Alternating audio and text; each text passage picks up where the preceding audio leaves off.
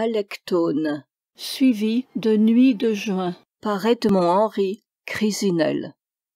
Alectone, à la mémoire de Jean Clair. Première partie. À la fenêtre, je sais qu'il y a des roses rouges d'arrière-automne, les plus hautes du rosier grimpant. Je n'ose les regarder, elles sont d'un autre monde, celui qui s'arrête au bord de ma fenêtre. Je me souviens d'avoir aimé les roses, ce souvenir m'est odieux. Ne pas pouvoir oublier, voilà ce qui me dévore. Et ces roses ne sont là, fleurs avancées du monde, aux portes de l'enfer, que pour raviver le feu du souvenir. Au-dessus des roses, je vois des arbres et des maisons quelconques. Là-bas, la vie continue. Des femmes se penchent à la fenêtre, des enfants crient dans une cour, un tram démarre, une cloche sonne les heures. Ici, le temps s'est arrêté. Le tintement de l'horloge au-dessous de ma chambre n'est plus qu'un son bizarre, hallucinant, dont j'écoute les vibrations dans mes nuits d'insomnie. Le sommeil lui aussi s'est arrêté, il n'y a plus de temps ni de sommeil, rien qu'une effrayante mémoire. Petites dents d'une scie aiguë, les vibrations de l'horloge me font mal au cerveau.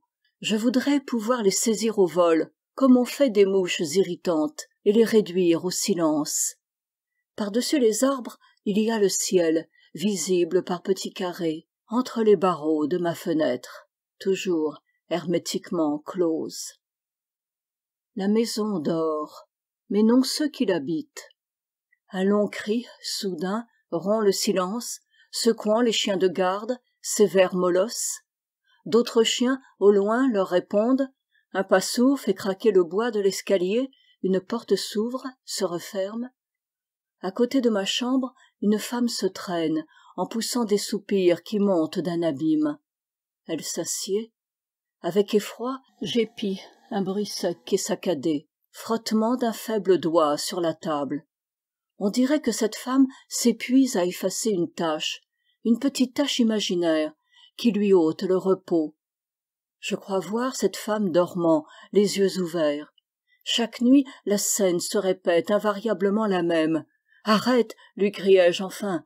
« Par pitié, ne me tourmente pas ainsi, ou demain le jour se lèvera sur un homme mort, mystérieusement frappé, sans blessure apparente. » Il n'y a pas eu de réponse. La maison dort, mais ceux qui l'habitent continuent le jeu, mus par la force qui gît dans les ténèbres, devant d'impassibles témoins. Une visite pour vous, me dit-on, pourquoi ne pas m'épargner cela? Chaque fois je me sens plus hagard. C'est affreux de penser. On regarde mes yeux, on voit qu'ils sont hagards. Aujourd'hui c'est ma mère, une bonne mère, qui souffre de voir son enfant s'évader dans l'extraordinaire, mais Dieu la soutient. Malgré ma défense, elle m'apporte des fleurs. Je sais que tu les aimes tant. Cette fois, c'est un bouquet de violettes, un peu fanées, de celles qu'on achète au coin d'une rue. Elle me cache ses soucis. Je fais taire mon angoisse. Elle dit, c'est bientôt Noël. Elle rafraîchit mon oreiller, elle passe sa main sur mon front, comme si j'étais malade. Elle ne sait pas que j'ai été appelée, que je ne verrai pas le sapin de Noël.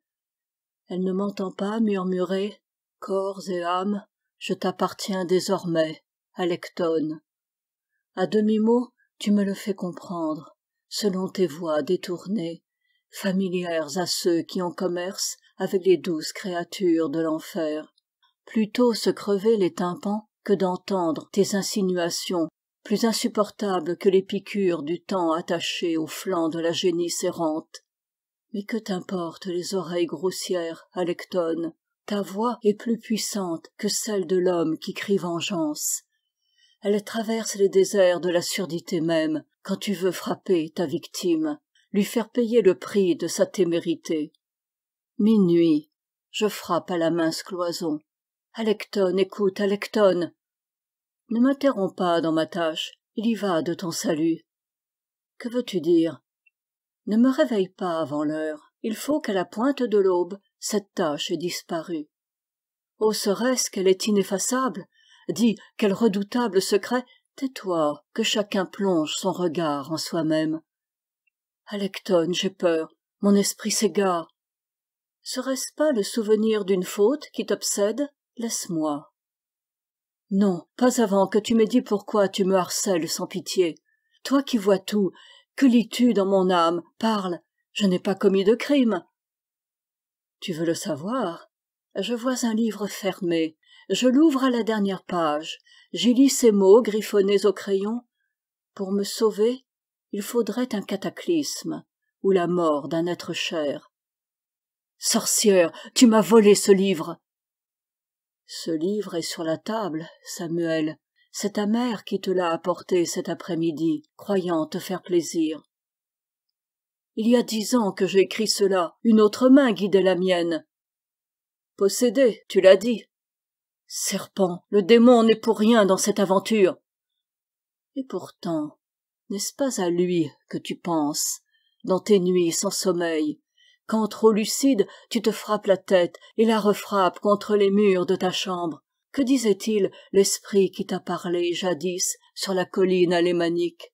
Un matin de novembre, sec et froid, un jeune homme de 20 ans, l'air sage et raisonnable, mais à y voir de près, dangereusement exalté, s'en allait seul sur les routes, porté par une étrange allégresse. Ne me résiste pas, lui dit la voix. Le jeune homme s'arrête comme pétrifié, 10 doigts le serrent à la gorge, l'étouffent, mais déjà consentant, si tu étais le démon. Dis la suite, je l'exige.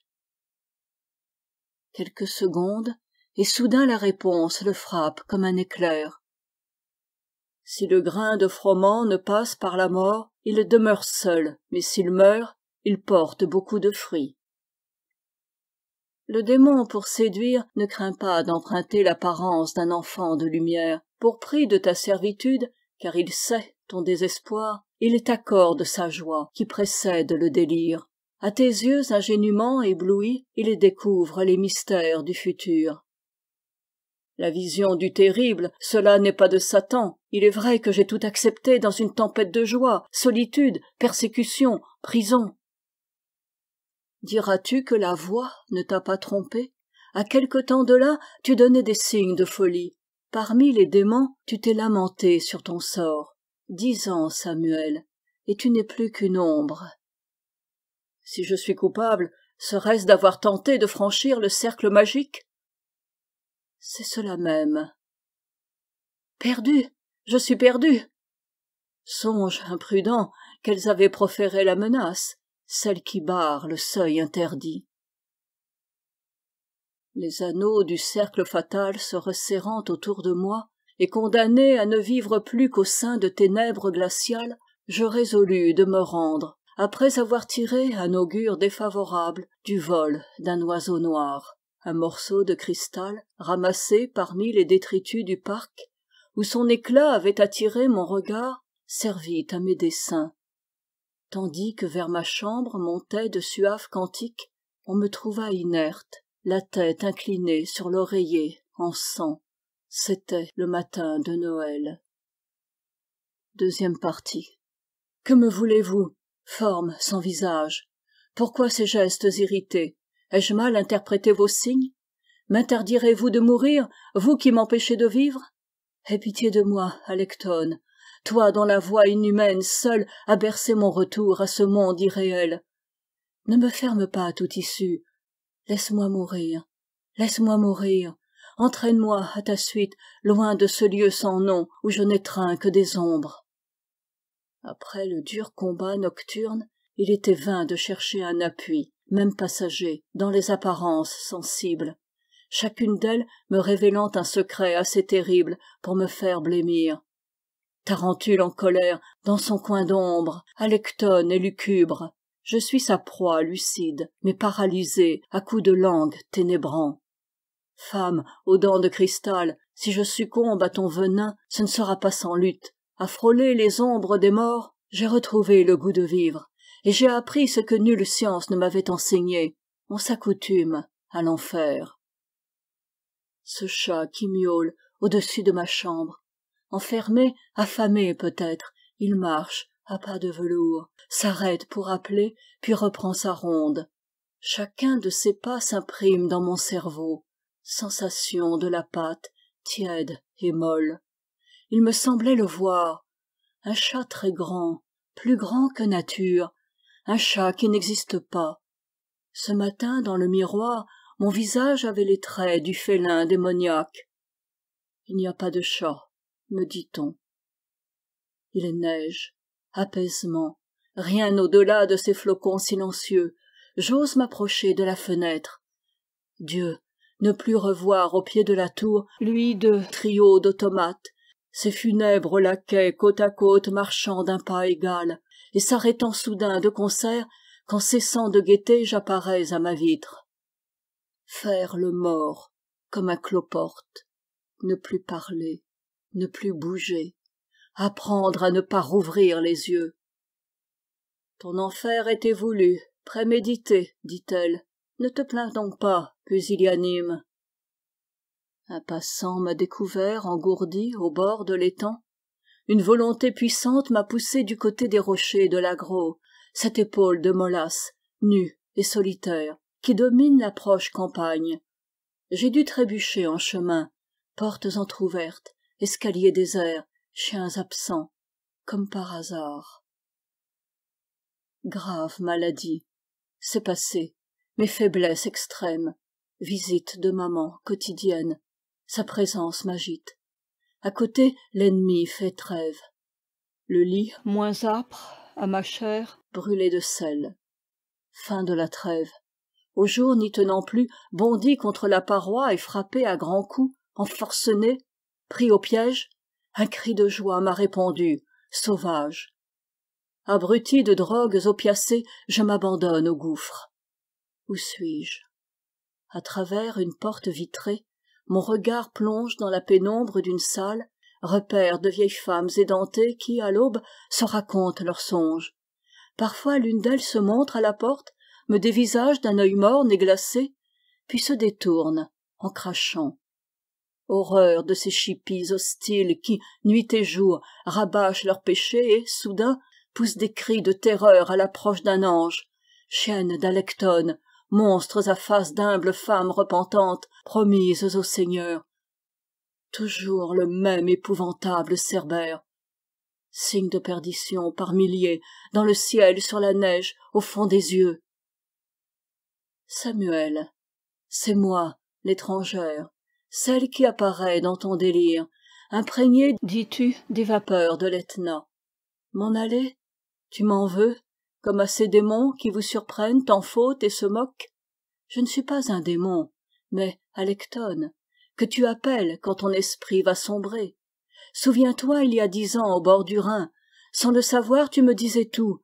Pour me sauver, il faudrait un cataclysme, ou la mort d'un être cher. N'était-ce pas là le désir formulé de ton âme, Samuel, quand du haut des terrasses ombreuses, ton regard plongeait au loin vers la ville, dans l'attente d'une aile d'ange en uniforme, messager de deuil? C'est l'enfer, soupirais-tu déjà? Un enfer, soit, avec des glaces de Venise pour composer, vérifier, refaire ton masque, des serres profondes pour assoupir ta hantise parmi des fleurs rares et vénéneuses. Ne t'avais-je pas mis en garde? Il était temps encore. Mais toi, j'obéis à cette force qui me mène. Je te revois le soir enivré du parfum des roses, titubant dans l'allée aux ifs, la bouche amère, gonflée d'un orgueilleux défi. Et c'est toi qu'aux premières lueurs de l'aube, je ramenais docile à ta couche, somnambule agité, expulsant en murmures le secret trop lourd à porter. En vain multipliai-je les avertissements solennels par la vertu des songes et des signes prémonitoires. Les dés sont jetés, Samuel, tu as brisé le sceau de la porte obscure, tu as franchi les premières dalles du royaume de l'informe. Il n'est plus permis de te retourner vers le peu de soleil qui passe sous le linteau. Une cloche invisible a prévenu au loin ce peuple de lémurs. Le destin parfois accorde délais et suspens. L'été se passe, saison divine. Un jour, accroupi au verger sous les branches déployées, tu laisses choir ton livre, anxieux, et la phrase d'elle-même s'achève. Me sauver de quoi? De ce qui vient à ta rencontre. Quoi? Tu ne sais pas? Tu ne peux le savoir? Mais un autre en toi sait déjà tout, voit tout, c'est lui qui tiendra le flambeau sur ta route. En premier, il y a ces croix, beaucoup de croix. Tu ne sais pas que c'est ta propre main qui les forme. Puis ces barreaux, beaucoup de barreaux. Peu à peu, tes yeux s'ouvrent à la lumière de la nuit. Tu deviens voyant. L'autre t'a submergé. Tu vis dans l'illumination. C'est l'heure de l'épouvante. 10 mois d'aliénation mentale, 10 ans de prosternation au fond de l'abîme, et te voici, Samuel, plus égaré que jadis. Tu ne dis mot? Que dirais-tu, en effet, qui ne retombe sans écho au-delà de ces murs, dans l'infini silence? Traqué de toutes parts, reculant devant les pieux et le feu, tu souffres de persécutions en ta nature exténuée par les armes du mal. Terrifiantes sont les créatures nées de ton imagination coupable. Ce sont elles qui, en un dernier effort, se retournent contre toi, épuisant leur poison, multipliant par artifice satanique les illusions de tes sens déréglés, s'acharnant à extirper de toi ce prodigieux espoir qui te tient haletant à l'ouïe de ma voix exécrée. Qu'espérais-tu, Samuel? Il ne te sera pas laissé de répit dans l'humiliation, la détresse et l'outrage, que tu ne sois mort, parfaitement mort. Pas étouffés, chuchotements, présences invisibles. Il dort. Non pas, interminablement, il remâche ses erreurs et ses fautes. Méconnaissable. C'est vrai qu'il a maigri depuis que le diable lui tient conseil. Encore qu'il est assez grand air dans sa robe de chambre violette. Épargne-le. Chut, il fait effort pour se lever, retombe épuisé. Que dit-il? Il dit, allez-vous-en. Terriblement puni, il n'est bon désormais, comme une vieille ombre de femme, qu'à rôder autour des tombes dans les cimetières abandonnés. Est-il vrai qu'il ne reconnaît personne? Écoute, oh ce soupir, quand je l'entends, le sol s'ouvre sous mes pieds. Où es-tu? Suis-moi. Troisième partie. L'hiver n'était pas terminé qu'il me fut permis de nouveau de descendre dans le parc, suivi de mon garde, ronde du pénitent, claustrale, dans les allées durcies par le gel. Soudain je tressaille.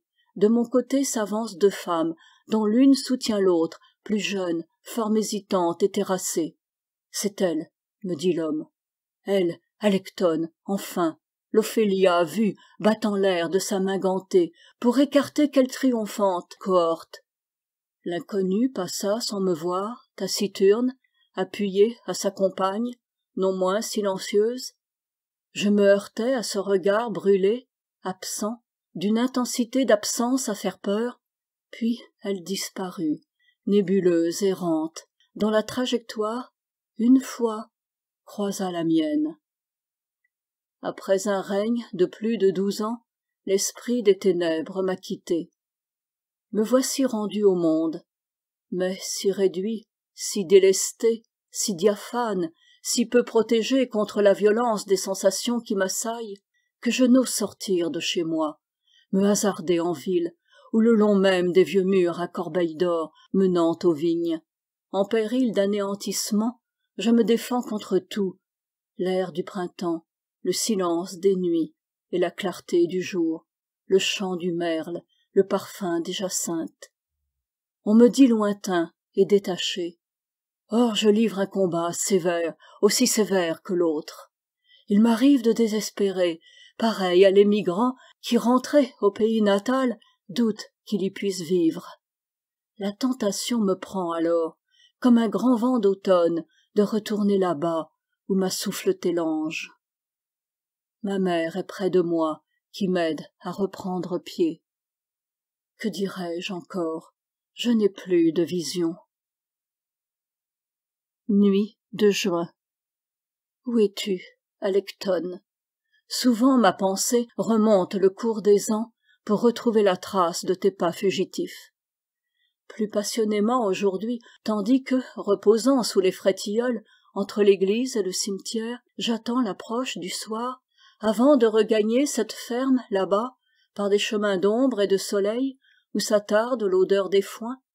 Pardonne-moi, ange durci de gel et de neige, de prononcer ton nom au seuil de l'été brûlant, dans le bruissement des mouches qui pullulent sur les ombellifères. Ton nom. Ai-je jamais su ton nom, Alecton, sinon dans l'anxiété et la confusion du délire, celui que je t'ai donné, fille de colère? Où es-tu? Il vint un jour, inconnu, où ta voix cessa d'être. Ce fut alors dans la maison un silence que mon angoisse ne put supporter. J'interrogeais les complices de nos vies emmurées. Amalia, la douceâtre servante aux lèvres minces, qui s'est pendue. Élie, le jardinier, et ce jeune garde attaché à mes pas comme un chien. Mais là-bas, tu le sais, un fil inévitablement coule les bouches bavardes. En vain habituai-je mon oreille à percevoir, telle une cire parfaite, les souffles, les battements, les soupirs les plus ténus, les plus ouatés. En aller et à jamais, celle que j'entrevis dans le parc enneigé, non pas Alecto, sœur de Mégère et de Tisiphone, mais semblable à Cassandre, devant les murs suintants de sang du palais, où le couteau va faire son office, une altesse brisée, s'avançant avec une grâce que la folie épargna vers sa tombe de pierre froide. Où es-tu, Alecton? Ce long crépuscule de juin ne cède à la nuit que par une lente dégradation de teintes plus pures et plus suaves. La terre est chaude et m'appelle sur la colline, car j'ai repris plaisir à la terre, et mes yeux déshabitués de voir ne se tournent plus vers l'ombre, celle des régions inférieures. Dans les seigles immobiles, l'alouette et la caille se sont tues. Le disque imparfait de la lune s'est levé sur le petit bois de frêne, lueur trouble dans un voile mauve qui se confond presque avec le ciel sans étoiles. L'heure et l'approche clairière sont propices aux apparitions. Cependant, ô toi, qui pris forme humaine pour délier ce qui était lié, je ne susciterai pas ton fantôme, ce jeune corps aux frêles épaules ployées entre les serres de la bête immonde. J'ai remis mes pouvoirs avec les clés des portes descellées. Me voici chétif, un peu suspect, un peu de biais regardé, comme ceux qui reviennent après avoir hanté les mauvais lieux.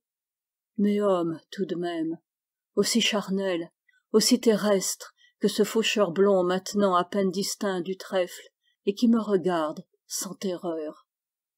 Cette nuit, je suis redescendu aux demeures profondes. J'ai fui.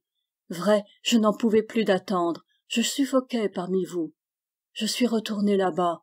C'était le crime, irrémissible. Maintenant que je sais, que m'importe? Mais prends garde, avant que n'éclate le premier cri du coq, par-delà le sombre velours des forêts étagées sur les monts, de réintégrer dans la chambre basse, où reflue l'odeur des roses, le simple corps endormi. C'est l'heure, Alecton, où je te maudissais dans la tour, éperdu de veille et déshumanisé presque à force d'intimité avec les larves. Je suis entré dans les bois, encore mal dégagé d'un songe, et sans autre dessein que d'apaiser un regard hostile à la trop vive clarté du jour. Rêveur éveillé, je m'attarde le long des sentiers de mon enfance verte et bleue, et comme ici, mais secrètement accordé aux choses, j'égrenais dans les solitudes les petits fruits sauvages.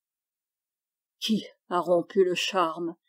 Qui m'a exalté puis poussé à l'abîme? Qui m'a désigné pour être proie? Et qui a donné l'ordre de dénouer les chaînes? Cheminant au hasard, j'ai passé outre la futaie obscure, j'ai atteint l'autre bord de la sapinière, l'esprit replié sur l'énigme du songe, ce diamant seul figé dans un ciel funèbre tendu de crêpes.